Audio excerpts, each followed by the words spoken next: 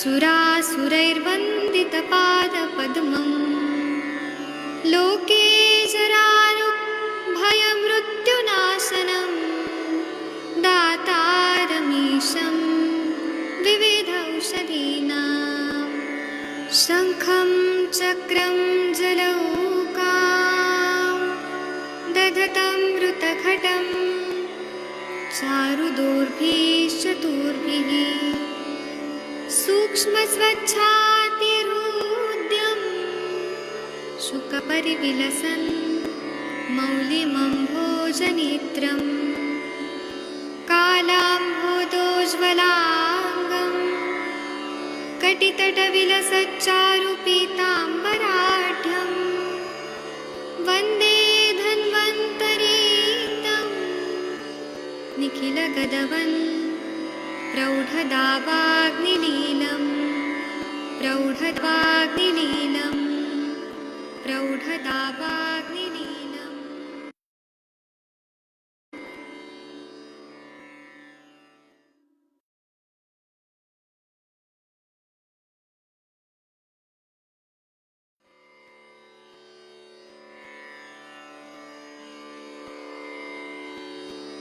ॐ नमामि धन्वन्तरिमादिदेवम् सुरासुरैर्वन्दितपादपद्मम् लोके जरारुभयमृत्युनाशनं दातारमीशं विविधौषधीनां शङ्खं चक्रं जलौकां दधतं मृतघटं चारुदोर्भिश्चतुर्भिः सूक्ष्मस्वच्छातिरुद्यं शुकपरिविलसन् मौलिमम्भोजनेत्रं कालाम्भोदोज्ज्वलाङ्गं कटितटविलसच्चारुपीताम्बराढ्यं वन्दे धन्वन्तरीतं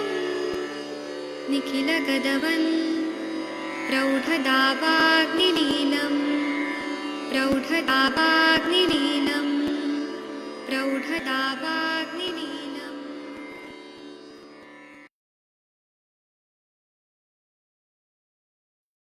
प्रणाम सभी लोगों को। मैं वैद्य अरविंद पाठक आप सभी लोग का स्वागत करता हूं। सभी लोगों को कोटि कोटि प्रणाम करता हूं।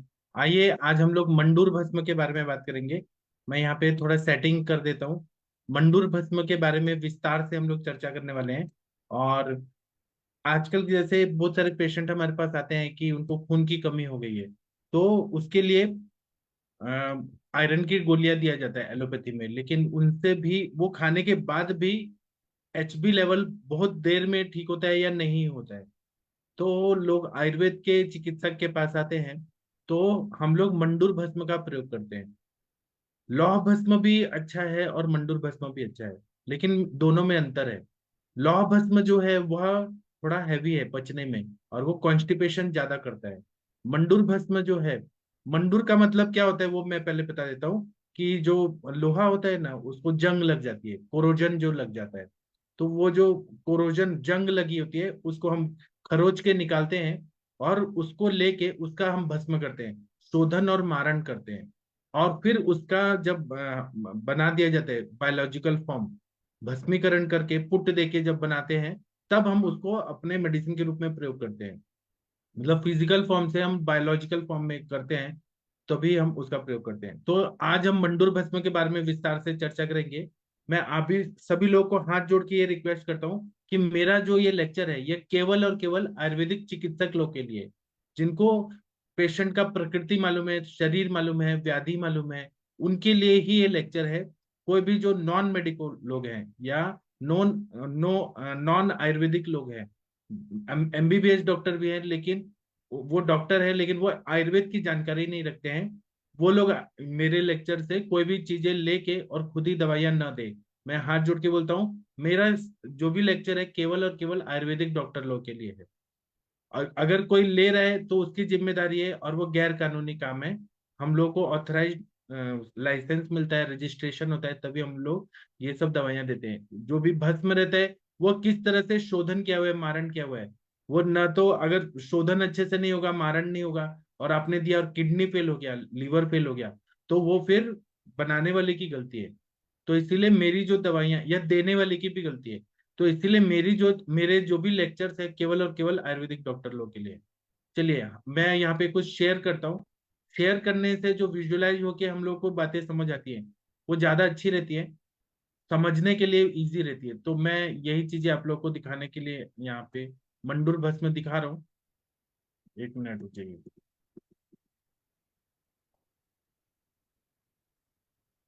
हाँ, ये मंडूर भस्म का मैंने रखा है पिक्चर आप लोग को समझने के लिए। मंडूर भस्म जो रहता है ना, वो हम मात्रा पहले आधा गुंजा से एक गुंजा तक, मतलब 125 mgm, मतलब एक गुंजा, एक कर्श, एक रत्ती, उतना रहता है। और तो उसका हाफ कितना हो गया, तो ज्यादा से ज्यादा 70 mgm, इतना तक हम लोग इसका प्रयोग करते हैं मैक्सिमम मात्रा। इससे भी और भी कम करते हैं, अगर भस्म अच्छा है तो और कम करने की जरूरत पड़ती है। तो इसको हम लोग, मंडूर का मतलब है लोहे का किट्ट भाग।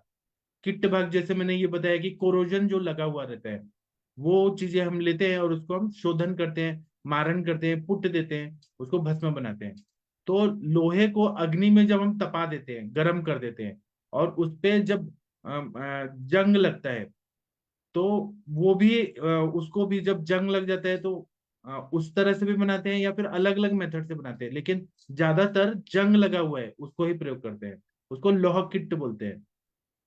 तो ये जो लोह किट्ट जो है, 100 साल पुराना जो लोहा का जो कोरोजन है, मतलब कोई जैसे लोहे का रॉड है या फिर लोहे का खंभा है जो 100 साल पुराना है, और उसमें जो कोरोजन लगा है, वो कोरोजन को निकालना है, खरोच खरोच के निकालना है, पाउडर को लेना है, तो वह उत्तम है, उसको लोह का किट्ट भाग बोलते हैं। और 80 साल पुराना जो है वो मध्यम रहता है, और 60 साल पुराना, 60 ईयर्स पुराना जो है, वो कनिष्ठ बोला जाता है। तो इसीलिए बोला, और उससे कम रहा तो वो कनिष्ठ समझा जाता है। तो इसलिए आजकल जो मंडूर भस्म आ रहा है, वो कितना साल पुराना है, उसकी गुणवत्ता कितनी है, वो देखना जरूरी है। तो 100 साल पुराना वाला ही लौह किट्ट जो है, कोरोजन लगा हुआ जो ऐसे निकला हुआ जो रहता है ना, वो कोरोजन वाला मटेरियल लेना है और उसका प्रयोग करना है। तो इसका बनाने के अलग अलग मेथड है। एक मेथड ऐसा है कि गोमूत्र लेना है और त्रिफला की काढ़ा, गोमूत्र और त्रिफला की काढ़ा की भावना देनी है। ऐसे काढ़े में लौह किट्ट को डाल के भावना दें, या फिर वो लौह किट्ट को गर्म करें, पूरा पूरा गर्म करके तपा के और उसमें डुबाएं। तो ऊपर से ऊपर ही डुबाना है, ज्यादा वो डिजोल्व नहीं होना चाहिए, क्योंकि वो लौह लौह तत्व रहता है। तो उसके बाद क्या हो गया कि उसमें भंगुरता आ जाती है और वह चूर्ण हो जाता है। चूर्ण होने के बाद उसको कूट देना है, और कूटने के बाद इसका प्रयोग करना है। तो ये मंडूर भस्म हो गया, ये एक मेथड है।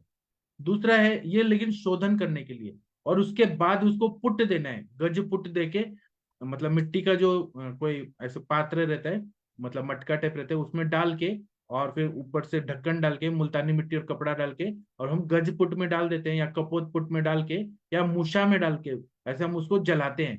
तो नॉन ऑक्सीडाइज फॉर्म में ये भस्म बन जाता है।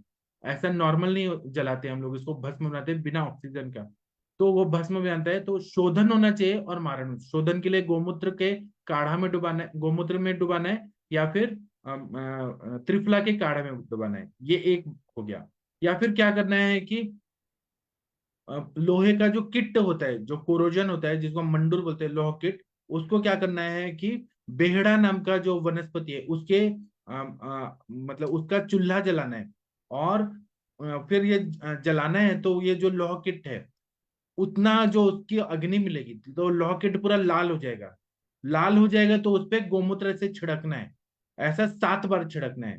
तो इस तरह से मंडूर तैयार हो जाता है। और फिर उसको छान देना है, कपड़े से छान देना है, तो फाइन पाउडर निकलेगा। कुछ लोग क्या करते हैं कि 7 लेयर का फाइन, मतलब 7 लेयर कपड़ा को ऐसे करके, धोती या जो सूती का कपड़ा होता है उससे ऐसे रगड़ते हैं, तो वो फाइन पाउडर नीचे गिरता है 7 बार। कुछ लोग एक बार करते हैं, लेकिन जो 7 बार किया होता है वस्त्रगाल, वो ज्यादा अच्छा रहता है।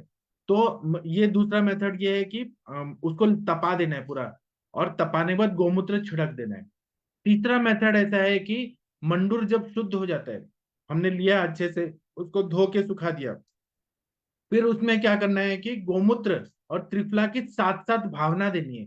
मतलब खलबत्ते में डालना है और एक बार डाल के उसको घोटना है, पूरा भावना संस्कार देना है।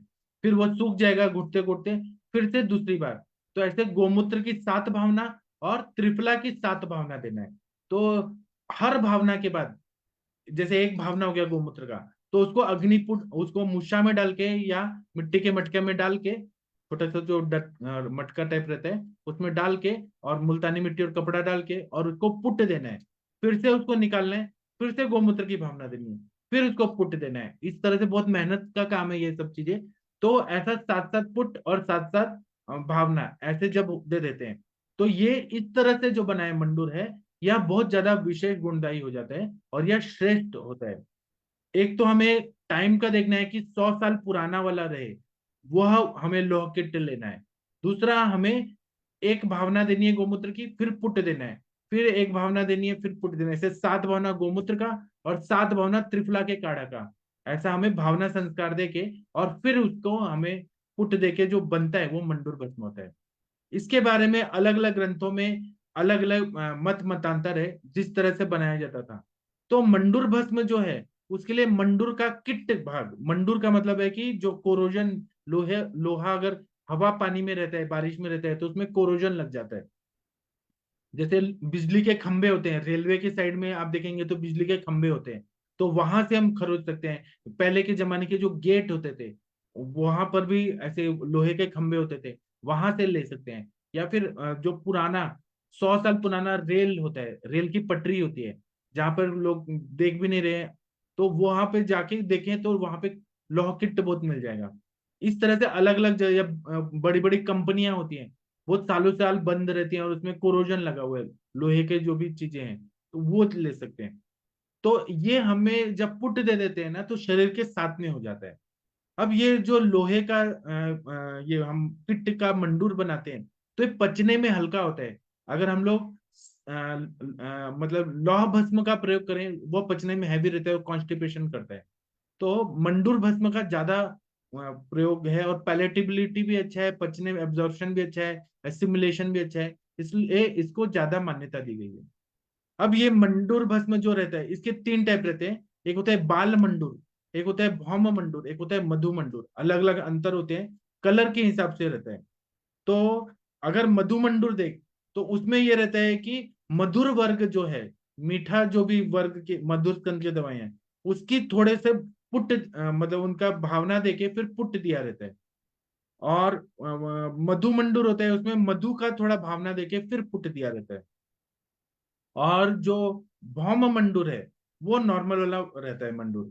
तो मंडूर भस्म जो है वो लोहे के वर्ग में उसमें से एक है, जो हम लौह कल्प यूज करते हैं, जैसे कि ताप्या दिलौ, पुनर्नवा मंडूर, या फिर अलग अलग तारा मंडूर। उनमें से एक लौह वर्ग जो है, उसमें से एक मंडूर भस्म का भी प्रयोग हम लोग चिकित्सा के लिए करते हैं। तो मंडूर भस्म जो रहता है, यह लौह भस्म की अपेक्षा जल्दी पचता है और जल्दी उसका काम होता है। और इसका विशेष रूप से रक्त धातु पे ज्यादा काम होता है। लौह तत्व है, तो यह जो हीमोग्लोबिन, हीम मतलब आयरन और ग्लोबिन मतलब प्रोटीन, तो यह शरीर में अगर एचबी लेवल कम है और ब्लड ट्रांसफ्यूजन से भी वो स्थिर नहीं रह पा रहे, लौह तत्व कम है, तो एलोपैथी में जैसे फेरेटिन या फिर लोहे आयरन की गोलियां दिया जाता है, फेरस सल्फेट वगैरह। तो वो पचता नहीं है, क्योंकि वो हैवी रहते हैं पचने। हम लोग कैसे हम पुट दे देते हैं, तो उसमें नैनो पार्टिकल आ जाते हैं, तो पचने के लिए। और ये मेरा और आपका नहीं है, ये हजारों साल पहले जो बहुत सालों पहले जो रस शास्त्री थे, वो अलग प्रयोग करते थे। और चरक संहिता में भी लौह रसायन के रूप में प्रयोग होता है। मतलब 5,000 साल पुराने से इसका प्रयोग हमारे भारत में होता था। तो ये रक्ताणुओं पे बहुत अच्छा काम करता है, इससे एचबी लेवल बहुत ही अच्छा हो जाता है। छोटे बच्चों को तो मंडूर भस्म बहुत ही उपयोगी रहता है। छोटे बच्चे हों, गर्भिणी हो, या फिर माताएं बहनें हों जिनका एचबी लेवल बहुत कम है, उनके लिए ये बहुत ज्यादा उपयोगी रहता है। प्लीज स्क्रीन पे कुछ गड़बड़ ना करिए, क्योंकि स्क्रीन पे वो खराब हो रहा है। अंजलि मैडम, आपके हाथ से हो गया, उसको ध्यान रखिए, कोई भी स्क्रीन खराब मत करिए। मंडूर भस्म जो रहता है, इसके बारे में और हम चर्चा करते हैं। तो मंडूर भस्म जो रहता है, या जो आरबीसीज है, उस पे बहुत ही अच्छा इफेक्ट होता है। जिन लोगों को पांडु रोग है या एनीमिया है, megaloblastic anaemia, iron deficiency anaemia, aplastic anaemia, सारे तरह के एनीमिया में इसका हम लोग प्रयोग करते हैं तो बहुत ही अच्छा फायदा होता है। आयुर्वेद के हिसाब से पांडु रोग का मतलब क्या है कि एक तो रस धातु की कमी है, रक्त धातु की कमी है, धात्वग्नि की कमी है। दूसरा बात है कि भेक वर्ण सन्निभा, मतलब जिस तरह से बरसाती मेंढक होता है उसका कलर होता है, उस तरह से शरीर निस्तेज हो जाता है और सारहीन हो जाता है खून की कमी की वजह से, और ओजहीन हो जाता है, निस्सार हो जाता है, शिथिलेंद्रिय ऐसे हो जाते हैं। तो वो देखते ही लगता है कि ये पांडु रोगी है, खून की कमी है। पांडु मतलब वहां पे पांडुता आ गई है बहुत ज्यादा, निस्तेज हो गया है, ओज की कमी है। तो ऐसे में जब हम ये मंडूर भस्म का प्रयोग करते हैं तो तेज अपने आप आ जाता है, क्योंकि खून बढ़ जाता है, रक्तम जीवित स्थिति, रक्त धातु अच्छा हो जाता है, तो जीव की स्थिति अच्छी होने लगती है। खून की कमी हो जाएगी तो मृत्यु की तरफ वो जाने लगेगा। रक्त के जितने भी कार्य है, जीवन कार्य है, वो सब नहीं होगा। ब्लड ब्लड ही सब नरिशमेंट करता है सभी चीजों का। हमारा खाना पीना है वो भी रस और रक्त के द्वारा ही सभी जगह पोषण होता है, तर्पण होता है, प्रीणन कार्य होता है। वह सब काम रुक जाता है। इसलिए एचबी लेवल अच्छा होना चाहिए, खून रहना चाहिए शरीर में। और मॉडर्न साइंस ये बोलता है कि 5 लीटर तक रक्त शरीर में होता है। अगर वो कम हो रहा है तो फिर शरीर को नुकसान करता है। तो मंडूर भस्म का जब हम लोग प्रयोग करते हैं तो हाँ, हमें सिद्धांत यही करना है। एनीमिया के जो पेशेंट आते हैं पांडु रोगी, तो हमें, क्योंकि वहां पे आयुर्वेद के हिसाब से देखे और मॉडर्न के हिसाब से देखे तो दोनों अलग अलग है। मॉडर्न की पैथोलॉजी अलग होती है, मेगालोप्लास्टिक एनीमिया, अप्लास्टिक एनीमिया, उसके पैथोलॉजीज अलग होती है। लेकिन आयुर्वेद में अगर हम लोग देखें तो आयुर्वेद के हिसाब से देखें तो पित्त प्रकोपक आहार विहार हुआ है, पित्त बहुत ज्यादा बढ़ जाता है, तो पित्त दोष का उष्णता तीक्ष्णता बढ़ जाती है और इंटरनली स्वेदन होता है। स्वेदन होता है तो शरीर में स्निग्धांश की कमी हो जाती है, स्निग्धांश की कमी हो जाती है और धातुओं में शिथिलता आती है, धातुएं लूज हो जाती है, दुर्बल हो जाती हैं, और ओज का क्षय होता है, रक्त का रस का क्षय होता है। तो चिकित्सा में पहले हम स्नेहन करते हैं, दीपन पाचन करके, दाढ़ी कटुकादिग्रहित कोई भी तरह से स्नेहन करके मृदु शोधन करते हैं या विरेचन कराते हैं, और उसके बाद हम लोग जो खून बढ़ाने वाली दवाइयां हैं, हर्बल हो या हर्बल मिनरल हो, वो सब हम दवाइयां देते हैं। तो उसी के अंतर्गत जब हम हर्बल दे रहे हैं उससे नहीं हो रहा है तो हम लोग हर्बो मिनरल देते हैं। हर्बो मिनरल में यह लोह कल्प या मंडूर वाले कल्प देते हैं। तो इनका हम लोग जब प्रयोग करते हैं तो बहुत ही अच्छा रिजल्ट आता है, फास्ट एचबी लेवल बढ़ जाता है। इसी तरह से एचबी बढ़ाने में हो गया, हर तरह के एनीमिया में इसका प्रयोग होता है, हर तरह के पांडु रोग में, वातज पित्तज कफज सन्निपातज, और मृद भक्षण जन्य में भी। मृद भक्षण जन्य में तो हम विरेचन कराते हैं, उसके बाद शोधन कराने के बाद कृमि की भी चिकित्सा करते हैं, उसके बाद हम मंडूर भस्म का प्रयोग करते हैं। कामला व्याधि जो है जॉन्डिस, वह आयुर्वेद में दो तरह के बताइए, बहुपित्त कामला और रुद्रपत्त कामला। तो जहां पे पित्त के लक्षण बहुत ज्यादा हैं वहां पे मंडूर भस्म का प्रयोग बहुत ज्यादा उपयोगी रहता है।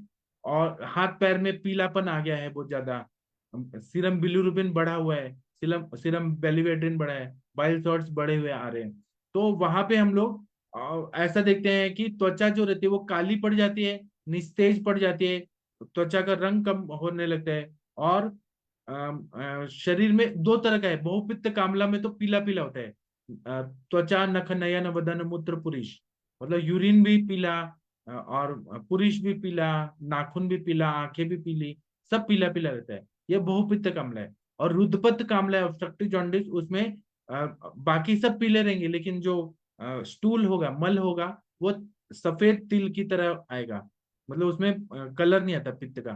तो ऐसे में तो हम लोग कफ की चिकित्सा करते हैं, जो अवरोध है उसकी चिकित्सा करते हैं, त्रिभुवन कीर्ति रस जैसे या पंचकोल चूर्ण वगैरह देके ऑब्स्ट्रक्शन को निकालते हैं। और रुद्धपत्त कामला, जो रुद्ध हुआ है उसको निकाल के और फिर उसको कोष्ठ तक पित्त को आने देते हैं, तब विरेचन वगैरह देके तब चिकित्सा करते हैं।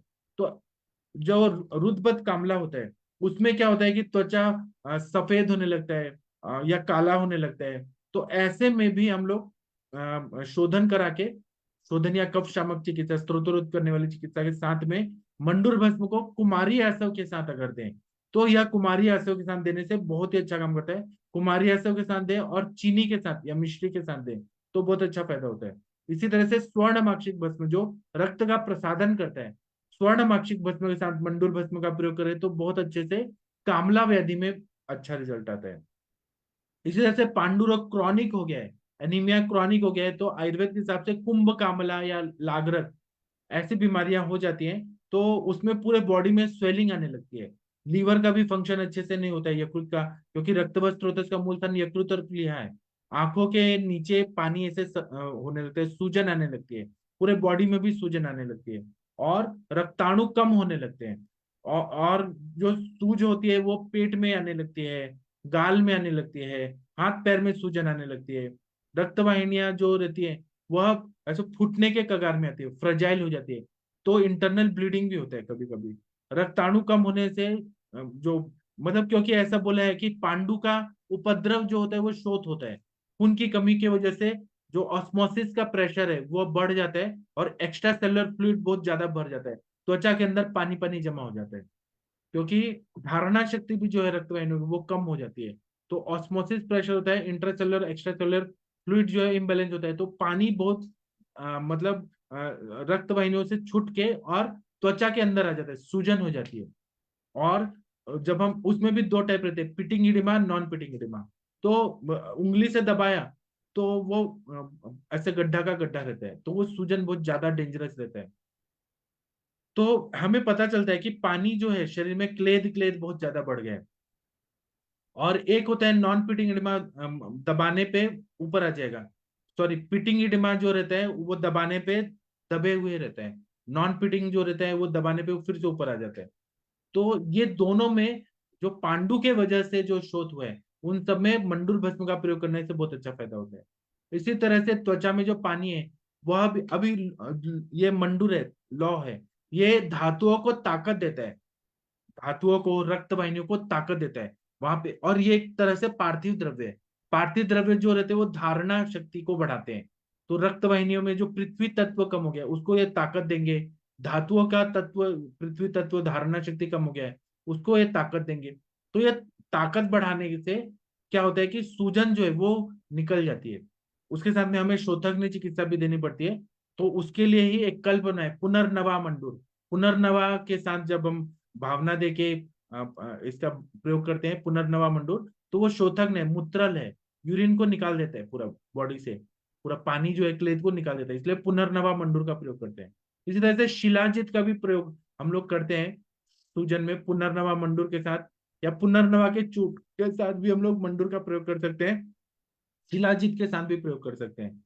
इस तरह से जो सादा कामला है, सिंपल वाला कामला है, पूरे बॉडी में त्वचा में सर्वांग शोथ है, त्वचा खरखरी हो गया है, रुक्ष हो गया है, त्वचा का रंग बदल गया है, हाथ पैरों में तो बहुत ज्यादा क्रैक्स पड़ रहे हैं, रुक्षता बहुत ज्यादा बढ़ी है, तो कुंभ कामला ऐसा बोलते हैं, जो क्रॉनिक हो गया है बहुत दिनों तक, तो उसमें मंडूर भस्म का प्रयोग करते हैं तो बहुत अच्छा फायदा होता है। या यकृत के बीमारियां होती हैं, hepatitis A B C D जो भी रहते हैं उसमें कॉम्प्लिकेशन बहुत ज्यादा होते हैं, उसमें एचपी लेवल भी कम होता है, और हेपेटाइटिस मतलब लीवर में इन्फेक्शन होता है। तो ऐसे में हम लोग मंडूर की अपेक्षा ताप्यादि लौह का प्रयोग करते हैं। ताप्यादि लौह ज्यादा अच्छा काम करता है, रक्त का प्रसादन करता है, क्योंकि ताप्यादि लौह में स्वर्णमाक्षिक है और मिश्री है, तो और लौह कल्प है, उस तरह से वो डिजाइन किया है, तो वो ज्यादा अच्छा रहता है मंडूर भस्म की अपेक्षा। और ताम्र और वंग का भी प्रयोग करें तो वो ज्यादा अच्छा रहता है। कहाँ पे देना है क्या नहीं देना है यह हमें देखना पड़ता है। कुंभ कामला में हम लोग मंडूर भस्म ना देके ताप्यादि लौह देते हैं या नवायस लौह देते हैं, मंडूर भस्म हर जगह पे नहीं देना है। पांडु रोग की और कॉम्प्लिकेशन होता है तो लाघरक व्याधि होती है, फिर आलस होता है, पालिक होता है, कुंभ कामला, इन सब में अलग अलग कॉम्प्लिकेशन होते हैं। तो कम कम मात्रा में हम लोग मंडूर भस्म प्रयोग कर सकते हैं। वो हमें मतलब सीनियर वैद्य लोग या गुरु लोग के पास जाके देखना पड़ता है, सीखना पड़ता है कि किस कंडीशन में हमें मंडूर भस्म देना है, किधर नहीं देना है।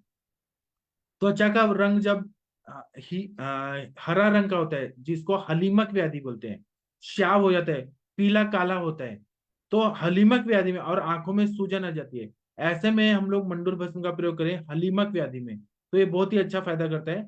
और स्त्रियों को जब एचबी लेवल कम हो रहा है, 7-8 रह रहे हैं, उसमें मंडूर भस्म का प्रयोग कर सकते हैं अभ्रक भस्म के साथ से, तो वो ज्यादा अच्छा काम करता है। तो हम लोग को ये देखना पड़ता है। अभी मैं और कुछ बताऊंगा, पहले मैं आप लोगों से सुनना चाहता हूँ, फिर मैं आप लोगों को कुछ बताऊंगा। चलिए कंचन मैडम जी, आप हैं या कंचन मैडम नहीं है? कोई और बताना चाहते हैं मंडूर भस्म के बारे में? डॉक्टर महेंद्र सर, आपने मंडूर भस्म का प्रयोग किया है? पुनर्नवा मंडूर या किसी का प्रयोग किया है तो बताइए प्लीज। सर मंडूर का जो गुण है वो शीत है, और इसका जो वीर्य शीत है, और विपाक कटु है, और रस इसका कषाय है। तो ये सौम्य द्रव्य है। और अपन जैसे प्रणवा मंडूर और सप्तामृत लो में भी अपन कई बार मंडूर डाल देते हैं, यदि उस तरह से उपयोग करना हो। एक नवास लो में भी अपन मंडूर का उपयोग कर देते हैं, लो की जगह नवास, लो की जगह। तो उससे उसका जो कंटेंट है वो शीत हो जाता है। काम स्लो करता है, लेकिन वो अपन उत्तेजना नहीं करता, क्योंकि लोग का जो गुण है वो पूछते हैं, और इसका गुण जो शीत है सर।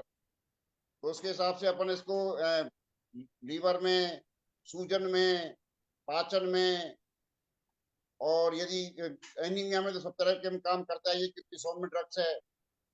तो इस तरह अपन इसको कई तरह से प्रयोग कर सकते हैं, अलग अलग उसमें डाल के, कुमारी आसप के साथ में, या प्रवाल पृष्टि के साथ में, या फिर जैसे किसी त्रिफला त्रिकटु के साथ में। इस तरह इनको उपयोग अलग अलग हिसाब से, पेशेंट के हिसाब से देख के अपन इसका उपयोग कर सकते हैं। जी, चलिए मैं और बताता हूँ।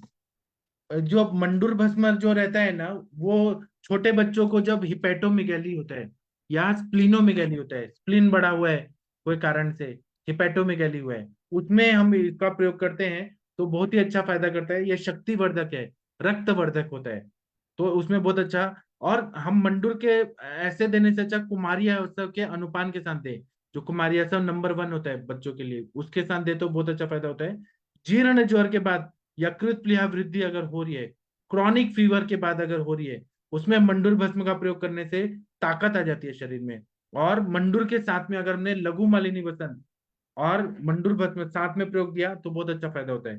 कभी कभी लंग्स की बीमारियां होती हैं, फुफ्फुस का जो भी बीमारियां हैं, जहाँ पे ब्रोंकाइटिस वगैरह होता है, वहां पे क्योंकि रक्त के फेन से फुफ्फुस बना हुआ है, तो हमें रक्त धातु को अच्छा करना है, तो फुफ्फुस पे भी अच्छा काम होगा। तो हम लोग पहले तो दीपन पाचन देते हैं, रक्त पाचक देते हैं, उसके साथ में हम लोग जब हम जैसे प्लूरसी जैसी कंडीशन है, या लंग एब्सेस हो रहा है, ब्रोंकाइटिस हो रहा है, या फिर ब्रोंकाइटिस हो रहा है, निमोनिया हो रहा है, तो जो हम श्वासज्ञ काशज्ञ दवाइयां उसके साथ मंडूर भस्म दें, तो वहां पे ये फुफ्फुस वाहिनियों को, फुफ्फुस को बहुत ताकत दे देता है, लंग्स को ताकत देता है। और फुफ्फुस की बीमारियों में पांडुता भी आती है, खून की कमी होती है, कभी कभी हार्ट रिलेटेड और फुफ्फुस रिलेटेड बीमारी, कॉर्पोर्मोनल जो होता है, सीओपीडी होता है, क्रॉनिक ऑब्स्ट्रक्टिव पल्मोनरी डिजीज, उसमें भी मंडूर भस्म का प्रयोग करने से रक्त वाहिनियों को, और वहां की रक्त वाहिनियां और फुफ्फुस के लंग पैरेनकाइमल लेयर्स को ताकत आ जाता है। इसी तरह से मूली, जो छोटे बच्चे होते हैं, छोटे बच्चों को जब ये रहता है कि बहुत ज्यादा उनको रिकेट्स होता है, विटामिन डी की कमी होती है, रिकेट्स होता है, ऐसे कंडीशन में ऐसा चीज देना है कि खून भी बढ़े और अस्थि तत्व भी मिले। तो हम लोग प्रवाल पंचामृत, प्रवाल पिष्टी, शंख भस्म के साथ मंडूर भस्म दे, तो दोनों चीजें मिलेंगी, बच्चों का सर्वांगीण विकास होगा, रिकेट्स बीमारी वो पूरी तरह से ठीक हो जाएगी। इसी तरह से जो मृद भक्षण जन्य पांडु है, मिट्टी खाने से जो खून की कमी हो गई है, ऐसे में अगर हम लोगों ने मंडूर भस्म का प्रयोग किया, पहले तो विरेचन कराना है, शरीर की शुद्धि करनी है, मतलब स्नेह दीपन पाचन करके स्नेहन करा के, त्रिफला घृत वगैरह दे के, दाढ़ी मध्य घृत दे के स्नेहन करके, फिर तीव्र विरेचन करना है पेशेंट के कंडीशन के हिसाब से। तो त्रिवित हम दें, या फिर जो भी आप एरंड तेल दें, वैसे विरेचन करा के कोष्ठ शुद्धि करके, स्त्रोतस की शुद्धि करके, और उसके बाद मंडूर भस्म का प्रयोग करें, तो वो बहुत ही अच्छा फायदा होता है। जहां जहां मिट्टी के अंश है वहां निकल जाएगा, और शरीर में पार्थिव तत्व मतलब मंडूर भस्म जाने से शरीर में ताकत आ जाती है। मिट्टी कभी भी शरीर को नुकसान ही पहुंचाती है और कृमि उत्पन्न करती है, लेकिन मंडूर भस्म जो है ये मेडिसिन है, बहुत अच्छा काम करता है। इसी तरह से बहुत सारे ऐसी लड़कियां आती हैं जिनका एज हो गया है, उनको डिलेड प्यूबरिटी होती है, 18 साल हो गया, 20 साल हो गया, 25 साल एज हो गया, और उनको रजो दर्शन नहीं हो रहा है। क्यों नहीं हो रहा है? क्योंकि खून की कमी है शरीर में। ये नहीं हो रहा है, मतलब मेरे पास एक बच्ची आई थी, वो 24 साल की है, और देखने में भी छोटी है, और उसको मेंसेस ही नहीं आ रही 24 साल के एज में भी। तो उनको मैंने स्नेहन स्वेदन वमन वगैरह करा के, शोधन कराने के बाद फिर मंडूर भस्म का प्रयोग किया। तो इनका जब हम प्रयोग करते हैं ना, तो उससे मेंसेस आने लगते हैं, क्योंकि शरीर में रक्त धातु को बल मिलता है, धातुओं को बल मिलना भी बहुत इंपॉर्टेंट होता है, तो रजो दर्शन होने लगते हैं। अगर ऐसे नहीं हुआ तो क्या क्या होता है, तो शरीर सूजा हुआ रहता है, फिर पूरा बॉडी में पांडु रोग जैसे सिम्टम होते हैं, स्ट्रेस बहुत ज्यादा रहता है और ग्रोथ नहीं हो पाता है जब तक सेकेंडरी सेक्सुअल कैरेक्टर्स नहीं आ रहे और मेंसेस नहीं आ रहे, ग्रोथ रुका हुआ रहता है। तो एलोपैथी में उसका कोई इलाज नहीं है कि डिलेड प्यूबरिटी है तो वो कुछ नहीं बोलते, वो बोलते हैं हेरिडेटरी है या क्रोमोसोमल डिफेक्ट है, ऐसे बोल देते हैं इडियोपैथिक कॉजेज। लेकिन आयुर्वेद में हम शोधन कराते हैं, शोधन और मतलब वमन विरेचन बस्ती नस्य रक्त मोक्षण करा के फिर इसका प्रयोग करते हैं तो बहुत अच्छा फायदा हो जाता है। इसी तरह से तीव्र पांडु रोग है, बहुत खून की कमी हो रही है, उसका कारण ये हो सकता है कि पेट में कीड़े हुए हैं, टेप वॉर्म, रिंग वॉर्म, ऐसे बहुत सारे कीड़े हो सकते हैं, या हो सकता है कि हैवी मेंसेस जा रहे हैं, या कहीं ना कहीं ब्लड का लॉस हो रहा है या एक्सीडेंट हुआ है, खून चला जा रहा है, खून रह नहीं पा रहा है, उन सब में भी, और उसमें उल्टी बहुत ज्यादा आ रही है, खाया पिया पच नहीं रहा है, अग्नि मांद्यता है, सर्दी है, ऐसे में हम लोग मंडूर भस्म का प्रयोग करें तो बहुत अच्छा फायदा होता है। तो उल्टी भी रोकना है, पित्त का भी लक्षण कम करना है और चिकित्सा भी देनी है, तो प्रवाल का प्रयोग करते हैं, अमृतारिष्ट का, क्योंकि गुडुची से बना है, अमृतारिष्ट का प्रयोग करते हैं, गुडुची सत्व का प्रयोग करते हैं। तो ऐसे में तीव्र पांडु रोग में कंडीशन और व्याधि के हिसाब से बहुत अच्छा फायदा होता है। बहुत ज्यादा खून जाने की वजह से पांडुता आ जाती है, तो हमें रक्त का प्रसादन भी करना है और खून भी बढ़ाना है, तो माक्षिक भस्म, स्वर्ण माक्षिक भस्म या ताप्यादि लो और मंडूर का प्रयोग करें तो बहुत अच्छा फायदा होता है। और दूसरा क्या है कि मंडूर जो होता है वो सूजन को खुद भी कम करता है, इसमें खुद भी प्रॉपर्टी रहती है, सूजन को कम करता है। कभी कभी कृमिज पांडु रोग जो रहता है उसमें हम क्या करते हैं कि अजवाइन का जो फूल होता है और कपूर, इतना हम ये लेके और कृमिघ्न औषधियों के साथ मंडूर भस्म और त्रिफला चूर्ण का प्रयोग करते हैं तो बहुत ही अच्छा फायदा होता है। कभी कभी खून का नरिशमेंट नहीं हो रहा है, ब्लड सप्लाई अच्छे से नहीं हो रहा है, तो मानसिक तान तनाव रहता है, वो स्ट्रेस रहता है बहुत ज्यादा, ब्रेन तक ब्लड जा नहीं पा रहे, ऐसे में जब हम लोग मोती पिष्टी के साथ या चांदी के भस्म के साथ, रौप्य भस्म के साथ मंडूर का प्रयोग करते हैं तो वह पित्त का भी शमन करता है और मस्तिष्क को भी ताकत देता है, मेद रहता है, इसलिए, या ब्राह्मी घृत के साथ, ब्राह्मी प्राश के साथ मंडूर भस्म का प्रयोग करें तो बहुत अच्छा फायदा होता है। ब्रेन में एक तरह से देखा जाए तो ब्रेन का मान्यता रहता है, मेधा की अग्नि मंद रहती है तो वो मति मंद ऐसे बोला जाता है, तो मेधा की अग्नि को प्रदीप्त करके, वो भी मतलब हम दीपन पाचन करते हैं, जाठराग्नि को बढ़ाते हैं, धात्वाग्नि को बढ़ाते हैं, मज्जा की अग्नि को बढ़ाते हैं और तब मंडूर भस्म का प्रयोग करते हैं तो बहुत ही अच्छा, जो बुद्धि मान्यता है उसमें बहुत अच्छा फायदा होता है। अगर मंडूर भस्म देखें तो ये रंजक पित्त पे बहुत अच्छा काम करता है, रस रंजनात रंजकम, मतलब रंजक पित्त पे इसका एक्शन रहता है, रंजक पित्त को अच्छा बलवान बना देता है, और रक्त धातु पे काम करता है, मांस धातु पे काम करता है, मज्जा धातु पे काम करता है, यकृत और प्लीहा की हर बीमारी में इसका प्रयोग करते हैं, फुफ्फुस की बीमारी, क्योंकि रक्त के फेन से फुफ्फुस बना है, फिर हृदय पे काम करता है, हार्ट की हर बीमारी पे इसका बहुत अच्छा फायदा होता है, पैंक्रियास की बीमारी पे बहुत अच्छा काम करता है, और मार्कशीट के साथ अगर दे दिया तो और भी ज्यादा इसके गुण बढ़ जाते हैं। तो इस तरह से मंडूर भस्म का प्रयोग मैंने भी किया है, आप लोगों ने भी किया है, और भी मैं बताना चाहता हूँ, पहले मैं आप लोगों का भी सुन लेता हूँ फिर मैं बताऊंगा। चलिए बीना मैम, आपने मंडूर भस्म का प्रयोग किया है? हाँ सर, करती हूँ मैं मंडूर भस्म का उपयोग। मेरे पास गुणेश शास्त्री के कुछ भाग है, तो हाँ उसमें थोड़े सा अलग कुछ मुझे मिला है। हाँ हाँ, बताइए। तो आपने तो सब बता ही दिया है। वो शास्त्री जी बोलते हैं 100 साल का किट्ट जो रहता है, जिसको हम मंडूर बोलते हैं, वो सबसे श्रेष्ठ है। 80 साल का है वो मध्यम गुण वाला है, और 60 साल का है वो कनिष्ठ गुण वाला है। और उसमें से कम एज वाला जो हम किट यूज करते हैं तो विषवत होता है।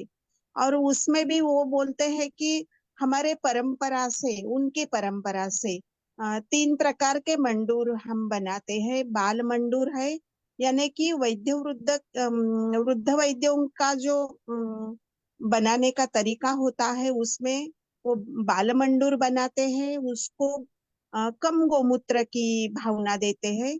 भौम मंडूर बोल के दूसरा प्रकार बोलते हैं, तो उसमें माक्षिक मिश्रित होता है वो। और मधु मंडूर जो है वो उसको मधुर द्रव्यों की भावना देते हैं। इस प्रकार के ये वृद्ध वैद्य का पाठ है सर।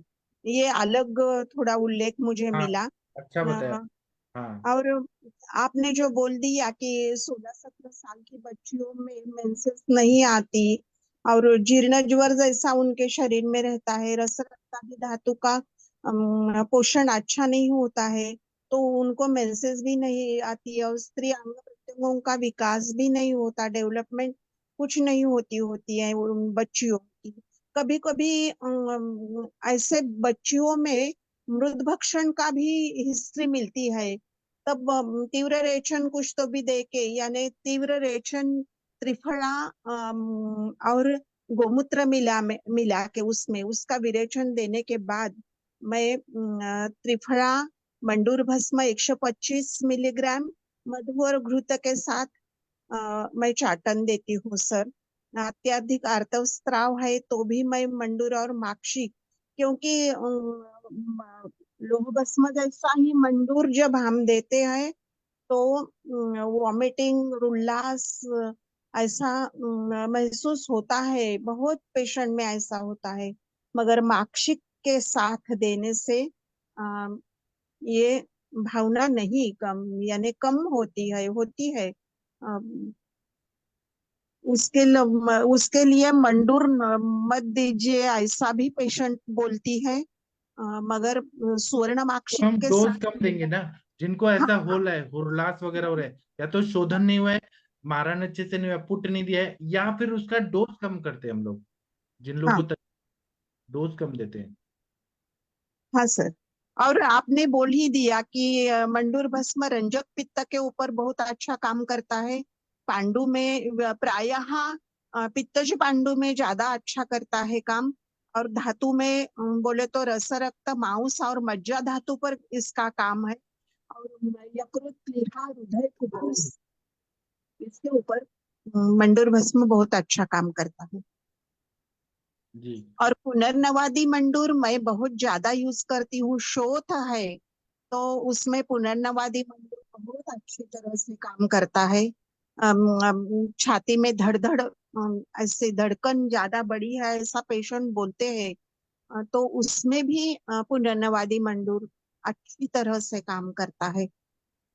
थैंक यू सर, बस इतना ही कहना था। चलिए, मैं अब ना सर के नोट से बढ़ाता हूँ। हमारे आदरणीय गुरुजी है ना, वैद्य समीर जमदग्नि सर, उनके नोट से मैं देख के आपको बताता हूँ। तो हमारे सर ने ऐसा हमें सिखाया है कि मंडूर जितना पुराना होगा उतना ही विशेष गुणयुक्त होगा और आशु फलप्रद होगा, मतलब तुरंत काम करने वाला, इमीडिएट काम करने वाला होगा। तो आयुर्वेद में ये लिखा है कि 100 साल पुराना मंडूर जो होता है वो सबसे उत्तम होता है, 80 साल का मध्यम होता है, 60 साल का अधम होता है, और उससे कम हो गया तो विश्वत होता है, उसका प्रयोग ना करें। अब फार्मेसीज क्या बना के दे रही हैं हमें नहीं पता है। फार्मेसीज 10 साल पुराना दे रही है कि 1 साल पुराना की 6 महीने पुराना वाला से बना रही है, तो वो विश्वत होता है, उसका प्रयोग नहीं करना चाहिए। इसलिए कंपनी मेड दवाइयों का रिजल्ट नहीं आता है। आप लोग जो खुद बनाएंगे वो ज्यादा अच्छा रहता है। प्राचीन समय में जहां पे लोहे की खदानें होती थी, वहां पे लोहे को गलाया जाता था, तो वहां पे पुराना लोहा का किट भी पाया जाता था। वहां से लाके, और जो रसशास्त्री वैद्य लोग थे, नालंदा यूनिवर्सिटी था, विक्रमशिला था या तक्षशिला था, वहां के रसशास्त्री लोग वो बनाते थे। और जो नालंदा यूनिवर्सिटी था उसके जो डीन थे, सिद्ध नागार्जुन जी, उन्होंने तो बहुत ही अच्छे अच्छे इसके कल्प बनाए हैं, जो हम लोग तो लिमिटेड ही पढ़ते हैं, यूज करते हैं, लेकिन वो लोग बहुत ज्यादा प्रयोग करते थे। इसी तरह से जो सभ्यता आई, पाषाण युग, लौह युग, तो लौह युग जब आया तो मेडिसिन के रूप में भी इसका प्रयोग बहुत होता था। तो मंडूर जो, अब कौन सा लेना है, जो भारी हो, चिकना हो, ठोस हो, तोड़ने पर अंजन के समान हो, बिना गड्ढे वाला हो, वह उत्तम होता है। कुरोजन लगा हुआ जो लोहा है उसको ले सकते हैं, या उसको कुरेद के जो पाउडर होता है उसको ले सकते हैं, दोनों अच्छा रहता है। तो इसमें शोधन के लिए ऐसा बोला है, सिद्ध योग संग्रह का है पाठ की, छेद रहित वजनदार और चिकना मंडूर जो है, जिसमें कोरोजन लगा हुआ है लोहे को, उसको अग्नि में तपा तपा कर लाल होने के बाद 21 बार गोमूत्र में डाल देना है, ढालन प्रक्रिया करना है, तो उससे मंडूर शुद्ध हो जाता है। फिर क्या करना है कि इस तरह से जब शुद्ध हुआ है उसको कूट के 40 तोला या 50 तोला की मात्रा में ले लेना है, इमाम दस्ते में डालकर खूब महीन ऐसे कूटते जाना है। और कपड़सर चूर्ण में डाल के फिर गोमूत्र में मर्दन कर देना है, और इसको फिर गज पुट देना है, मतलब मूसा में डाल के या मिट्टी के मटके में डाल के पूरा ऐसे से कवर करके और पुट देना है। ऐसा 7 बार गोमूत्र का और 7 बार त्रिफला क्वाथ का भावना देना है और साथ साथ पुट देना है। और पुट के साथ में अगर हम बीच बीच में गवार पाठा या कुमारी का अगर हम लोग रस के भावना दें तो और अच्छा हो जाता है। अगर हमने 21 भावना दे दिया, भावना 21, जैसे एक बार हमने गोमूत्र का दिया, एक बार त्रिफला काढ़े का दिया, फिर ऐसे 7 बार किया, 7 7 बार 14 हो गया। और फिर हमने गवार पाठा मतलब कुमारी एलोवेरा का भी रस का हमने भावना दिया, ऐसे 21 बार भावना देके 21 बार पुट दिया, तो ये मुलायम और उत्तम भस्म बन जाती है। कुमारी इसलिए डाला है कि उसकी सौम्यता और अच्छी बढ़ जाए।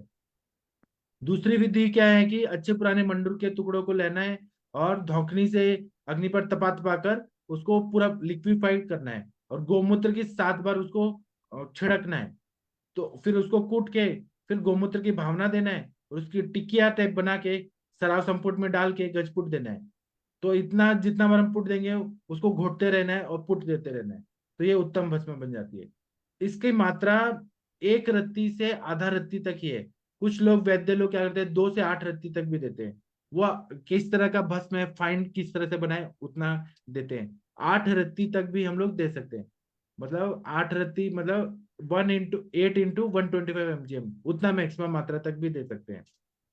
तो इसका प्रभाव जो रहता है, पॉजिटिव प्रभाव होता है, वो यकृत पे होता है। यकृत की खराबी से पांडुरोग होता है, मंदाग्नि होता है, कामला होता है, बवासीर होता है, मतलब पाइल्स होता है, शरीर में सूजन होती है, रक्त की बीमारियां होती हैं। तो इन सब में मंडूर भस्म का प्रयोग करने से बहुत अच्छा फायदा होता है। पांडु रोग जब होता है तो कोई भी दवाई से काम नहीं हो रहा है, किसी भी दवाई से एचबी नहीं बढ़ रहा है। एलोपैथी का अगर ब्लड ट्रांसफ्यूजन कर रहे हैं या फिर और ब्लड ट्रांसफ्यूजन करने की नौबत कब आती है, जब खून की कमी बार बार हो रही है, थैलीसीमिया जैसी बीमारियां हैं, या पेट में कीड़े हैं, और कोई दवाई या इन्फेक्शन है, सेप्टिसीमिया है, डब्ल्यूबीसी काउंट बढ़ा है, कोई दवाई काम नहीं कर रही है, तब मंडूर भस्म का प्रयोग करें। गिलोय के रस के साथ या पुनर्नवा के रस के साथ या गुड़ुची सत्व के साथ, तो बहुत अच्छा फायदा होता है। उदर रोग में भी बहुत अच्छा फायदा होता है। तो मंडूर भस्म सौम्य होता है, शीतल होता है, कषाय गुण वाला होता है। इसमें जो गुण होते हैं वो लौ भस्म से थोड़ा कम होता है। लौ भस्म बड़ा भाई है, मंडूर भस्म छोटा भाई है, लेकिन बड़ा भाई है लेकिन वो एसिमिलेट अच्छे से नहीं होता, एब्जॉर्ब नहीं होता उतना अच्छा, और वो थोड़ा रुक्ष रहता है लौ भस्म। मंडूर भस्म सौम्य होता है, इससे कभी कॉन्स्टिपेशन वगैरह नहीं होता है। मंडूर भस्म जो होता है वह जल्दी शरीर पे असर करती है, सूक्ष्म होती है, लौह भस्म के अपेक्षा सूक्ष्म, इसके पार्टिकल्स बहुत सूक्ष्म होते हैं। और ये बच्चों को देते हैं, गर्भवती स्त्रियों को देते हैं, कोमल प्रकृति वाले लोग को देते हैं। ये जल्दी श्रेयस्कर है, ये अच्छा काम करता है। यह रंजक पित्त की क्रिया को सुधार करके रक्ताणुओं को जल्दी बढ़ा देता है। और जो रक्ताणुओं को कम कम करने वाले जो प्रकर्सर सेल डीएक्टिवेटेड है, उनको भी ये एक्टिवेट कर देता है। जहां पे बोन मैरो में प्रकर्सर सेल्स रहते हैं उनको एक्टिवेट करता है, लीवर के सेल्स को एक्टिवेट करता है, ये पैंक्रियास के सेल को एक्टिवेट करता है, स्प्लीन के सेल्स को एक्टिवेट करता है। तो प्लीहा में रक्त में रक्ताणु बनने लगते हैं और बोन मैरो में भी बनने लगते हैं। इसी तरह से मैं और इस पे डीप में, और आप चाहते तो मैं बताऊंगा प्रकर्सर सेल्स पे कैसे काम करता है। उस पे रिसर्च जो है मैं उस पे कब बताऊं, कभी तो बताऊंगा। अगर आप लोग बोलेंगे तो इसका भाग 2 भी ले सकता हूँ। और पांडु रोगों में आरबीसी की कमी रहती है तो उसमें हृदय कमजोर हो जाता है, हार्ट बीट बढ़ता है, पाल्पिटेशन होने लगता है खून की कमी से। हार्ट को ज्यादा काम करना पड़ता है क्योंकि शरीर में खून की कमी है। तो हृदय की गति बढ़ जाने से एचबी लेवल बढ़ जाता, सॉरी ब्लड प्रेशर बढ़ जाता है, और पल्स रेट भी बढ़ जाता है। क्योंकि शरीर की जितनी कमी होगी उतना ही शरीर के अवयव कमजोर होंगे। तो बॉडी को पूरा नरिशमेंट करने इसलिए हार्ट को डबल डबल मेहनत करना पड़ता है। तो इन सब में रक्ताणुओं की वृद्धि होनी चाहिए। रक्ताणुओं की जल्दी वृद्धि होने के लिए मंडूर भस्म का प्रयोग करते हैं। रंजक पित्त को सबल बना के ये रक्ताग्नि को अच्छा कर देता है और रक्ताणुओं की वृद्धि करने में समर्थ हो जाता है। रक्ताणुओं की वृद्धि होगी तो शरीर के अवयव पुष्ट हो जाएंगे, शरीर के अवयव पुष्ट होंगे, हृदय की गति भी अच्छी होगी, तो नाड़ी की गति भी अच्छी हो जाएगी, और शरीर में पांडुता की भी कमी हो जाएगी। इसलिए मंडूर भस्म का प्रयोग हम जब करते हैं तो बहुत अच्छा फायदा होता है। तो बहुत सारे वैद्य जो है वो प्राइमरी ट्रीटमेंट में दीपन पाचन करके पुनर्नवा मंडूर का प्रयोग बहुत बहुत करते हैं। उनका मेन फोकस रहता है कि यकृत पे कार्य करना है, रक्त धातु पे काम करना है। बाकी व्याधि पे बाद में हम काम करेंगे। क्योंकि रक्त के फेन से फुफ्फुस बना है, रक्त के किट्ट भाग से उंडुक बना है, मतलब वो रक्त धातु को ही प्रधान मान के रक्त और मेद के प्रसाद भाग से वृक्क बना है। तो हाँ, ये किडनी पेशेंट को भी हम लोग दे सकते हैं, सेफ दवाई है, जहाँ पे ये होता है, डायलिसिस होता है और एचबी लेवल कम हो जाता है डायलिसिस प्रोसेस में। उसमें रक्त बढ़ाना है तो पुनर्नवा मंडूर का प्रयोग करते हैं, बहुत अच्छा फायदा होता है। ताप्य दिलो पुनर्नवा मंडूर बहुत अच्छा काम करता है। उसी तरह से पांडु रोग अगर रहे और ध्यान नहीं दिया तो पित्त का प्रकोप और होता है, पित्त प्रकोप का आहार विहार का सेवन होता है तो कामला व्याधि हो जाती है। तो उसमें पित्त प्रकोपित हो जाता है, खराब हो जाता है, रक्त और मांस को दूषित कर देता है और कामला व्याधि करता है। इसमें आंख, मुख, नाखून सब पीले हो जाते हैं, यूरिन पूरा पीला होने लगता है, मल है मटमैले रंग का होगा, काला होगा या बहुत पीला होगा, और शरीर में दाह होगा, अन्न में अरुचि होगा, खाना खाने का मन नहीं करता है कामला व्याधि में। तो उसमें मंडूर भस्म बहुत अच्छा काम करता है, क्योंकि यह पित्त की उष्णता को कम करता है, तीक्ष्णता को, क्योंकि ये शीतल है, ठंडा है, तो उसकी ठंडक से पित्त कम हो जाता है, मतलब उष्णता तीक्ष्णता कम हो जाती है। और पैतृक रोगों में इसका बहुत अच्छा काम होता है। और यह स्वर्णमाक्षिक भस्म के साथ प्रयोग करें, बिना डरे प्रयोग करें वैद्य लोग। कुमारी आसव का भी प्रयोग करने से बहुत अच्छा फायदा है। कुमारी आसव जो है वो यकृत को शुद्ध करता है, स्टिमुलेशन देता है यकृत के कार्य को। इसी तरह से अगर इसको भी ध्यान नहीं दिया जाए और कुंभ कामला हो जाती है, पुराना से पुराना कुंभ कामला में जो असाध्यावस्था है, लीवर फेलियर की तरफ जाते हैं, उसमें सेरोसिस ऑफ लीवर होने लगता है, उसमें रक्ताणुओं की कमी हो जाती है, शरीर में पूरा पानी पानी समझ बढ़ने लगता है, सूजन होती है, लीवर सिरोसिस है, लीवर फेलियर, फैटी लीवर, फिर सिरोसिस और लीवर फेलियर, ऐसी कंडीशन होती है। ऐसे में सूजन को कम करना है, पीटिंग नॉन पीटिंग एडिमा, उसमें मंडूर भस्म का प्रयोग करने से बहुत अच्छा फायदा होता है। चलिए आप लोग कुछ बोलिए, फिर मैं बोलता हूँ। अंजलि मैडम, अकील या अहमद जी कुछ बोलना चाहते हैं? महाजन सर बोलिए। गौतम सर आप कुछ बोलना चाहते हैं मंडूर भस्म पे? शशि मैडम कुछ बोलना चाहती हैं? भोसले सर, राम कुमार जी कुछ बोलिए प्लीज, नहीं तो मैं बोलता हूँ। जो बच्चे जो होते हैं उसमें यकृत प्लीहा हो जाती है बार बार, जैसे फिजियोलॉजिकल जॉन्डिस हो जाता है।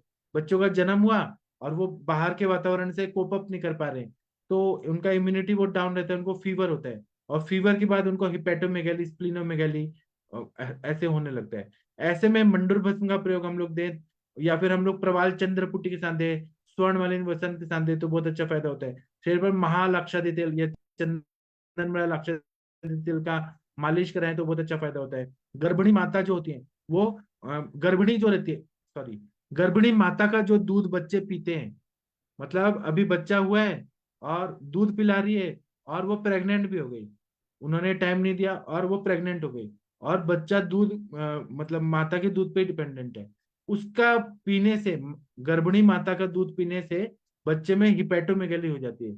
इसको हम लोग बाल यकृत रोग बोलते हैं। उसमें बच्चे को मंडूर भस्म देना है, माता को भी देना है, और वो माता जो गर्भिणी है उसका दूध नहत दे, ऐसा, क्योंकि हेतु सेवन बंद कराना है। और बच्चों में जब यकृत प्लीहा वृद्धि होती है, अतिसार हो गया, संग्रहणीय हो गया, या फिर डायरिया हो रहा है, आंत्रजन्य विकार हो गए, तो ऐसे में जब बच्चियां होती है उनके एचबी लेवल कम रहता है, लीवर फंक्शन अच्छा नहीं होता है, रजोदर्शन नहीं होता है, शरीर की पुष्टि नहीं हो रही है, अवयवों का विकास नहीं हो रहा है, शरीर कांतिहीन है, मुंह पे पीलापन है, गाल फुला हुआ रहता है, बार बार ज्वर आ रहा है, तो इन सब में रक्ताणु की कमी को ठीक करना है, शारीरिक अवयव को पुष्ट करना है, क्योंकि हमें रक्त धातु को अच्छा करना है। रक्त धातु अच्छा हुआ, बलवान हुआ, तो सारे अवयवों का पुष्टि अच्छे से होगा।